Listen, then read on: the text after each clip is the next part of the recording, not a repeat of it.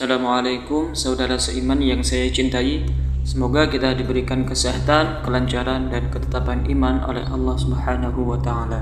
Amin amin ya rabbal alamin. Di kesempatan kali ini kita akan mengulas tentang satu tema yang tidak akan lekang pembahasannya sampai kapanpun, yaitu cinta. Namun kita akan berusaha mengurainya lewat sebuah kisah. Apa dan bagaimana cinta itu? Makna cinta menjadi bias di tengah peradaban modern yang serba canggih dan instan ini.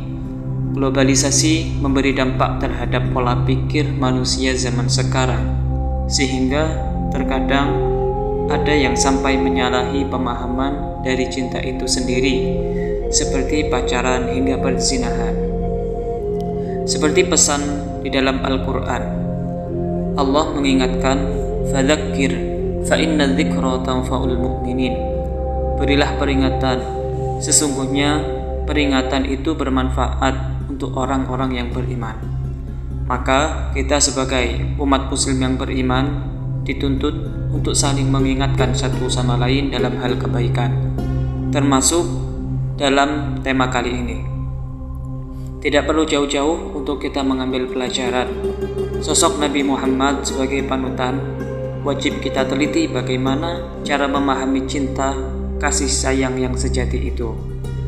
Sebelum masuk ke video pembahasan, kami harapkan kepada saudara seiman semuanya untuk mendukung dakwah channel ini dengan cara like, subscribe, komen, dan share, agar manfaatnya bisa dirasakan oleh saudara seiman yang lainnya. Saudara seiman yang saya cintai, tidak bisa luput dari ingatan kita semua seorang hamba yang memberikan penerangan bagi seluruh umat manusia di dunia ini, yaitu Nabi kita Muhammad SAW. Tidak bisa dipungkiri, sungguh mulia dan indah akhlak beliau, baginda Rasulullah SAW, dan begitu dalam cinta kasihnya kepada seluruh makhluk. Ini disebutkan di dalam Al-Quran yang berbunyi, "Wa innaka la'ala khuluqin 'azim", yang artinya sungguh engkau Muhammad memiliki pekerti yang luhur. Dan detik-detik sakaratul maut yang dialami oleh beliau adalah penyempurna bukti kemuliaan diri Rasulullah SAW. Menjelang hari kepergiannya, pagi itu Rasulullah SAW dengan suara terbata-bata memberikan petuah kepada para sahabatnya. "Wahai umatku, kita semua ada dalam kekuasaan Allah dan cinta kasih-Nya. Maka taati dan bertakwalah kepadanya. Kuwariskan dua hal kepada kalian, yaitu Al-Quran dan As-Sunnah. Barang siapa yang mencintai sunnahku, berarti mencintai aku, dan kelak orang-orang yang mencintaiku akan bersamaku di surga." Khutbah singkat itu diakhiri dengan pandangan mata Rasulullah yang teduh menatap para sahabatnya satu persatu. Sayyidina Abu Bakar menatap mata itu dengan berkaca-kaca. Umar, dadanya naik turun menahan nafas dan tangisnya. Utsman menghela nafas panjang, dan Ali menundukkan kepalanya dalam-dalam. Isyarat itu telah datang, saatnya sudah tiba. Rasulullah SAW akan meninggalkan kita semua. Gumam hati para sahabat kala itu. Manusia tercinta itu hampir usai menunaikan tugasnya di dunia. Tanda-tanda itu semakin kuat ketika Sayyidina Ali dan Fadl dengan sigap menangkap Rasulullah yang limbung saat turun dari mimbar. Matahari kian meninggi, tapi pintu rumah Rasulullah masih tertutup, sedang di dalamnya Rasulullah sedang terbaring lemah dengan keningnya yang berkeringat dan membasahi pelepah kurma yang menjadi alas tidurnya. Tiba-tiba dari luar pintu terdengar seorang yang menyeru mengucapkan salam dan meminta izin. "Bolehkah saya masuk?" tanya dia. Tapi Fatimah tidak mengizinkannya masuk. "Maafkan aku, ayahku sedang demam," kata Fatimah yang mengembalikan badan dan menutup pintu itu. Kemudian dia kembali menemani sang ayah yang ternyata sudah membuka mata lalu bertanya kepadanya, "Siapakah itu wahai anakku?" "Aku tidak tahu ayahku, sepertinya baru kali ini aku melihatnya," tutur Fatimah lembut. Lalu Rasulullah Shallallahu Alaihi Wasallam menatap putrinya itu dengan pandangan yang menggetarkan, seolah-olah bagian demi bagian wajah anaknya itu hendak dikenal. "Ketahuilah, dialah yang menghapuskan kenikmatan sementara, dialah yang memisahkan pertemuan di dunia, dialah malaikatul maut," kata Rasulullah Shallallahu Alaihi Wasallam. Fatimah pun menahan ledakan tangisnya. Malaikat maut datang menghampiri, tetapi Rasulullah tidak melihat sosok Jibril. Lalu beliau menanyakan kenapa Jibril tidak ikut bersama menyertainya. Kemudian dipanggillah Jibril yang sebelumnya sudah bersiap-siap di atas langit dunia menyambut ruh kekasih Allah dan penghulu dunia ini. "Jibril, jelaskan apa hakku nanti di hadapan Allah?" tanya Rasulullah dengan suara yang amat lemah. Jibril menjawab, "Pintu-pintu langit telah terbuka ya Rasulullah. Para malaikat telah menanti ruhmu. Semua surga terbuka lebar menanti kedatanganmu." Tetapi jawaban itu tidak menjadikan Rasulullah Shallallahu Alaihi Wasallam lega. Matanya masih penuh kecemasan. Lalu Jibril bertanya, "Engkau tidak senang mendengar kabar ini, wahai Rasulullah?" Lalu Rasulullah berkata, "Kabarkan kepadaku bagaimana nasib umatku kelak." "Jangan khawatir, wahai Rasulullah. Aku pernah mendengar Allah berfirman kepadaku, Kuharamkan surga bagi siapa saja, kecuali umat Muhammad telah berada di dalamnya."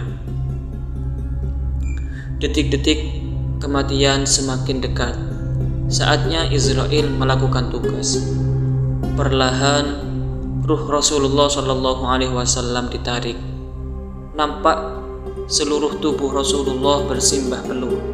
Urat-urat lehernya menegang.